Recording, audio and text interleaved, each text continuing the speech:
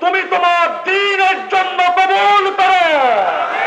শহীদ মাওলানা মতিউর রহমান নিজামী থেকে শুরু করে ২৬-এর গণ আন্দোলন পর্যন্ত যেই সকল শহীদরা এই মাটিতে শুয়ে আছে, অনেকে আহত হয়ে বঙ্গুত্বের জীবন বরণ করেছে, তাদের এই ত্যাগ এবং কুরবানির বিনিময়ে এই বাংলাদেশকে ফাইনালি ইসলামের জন্য তুমি কবুল করো।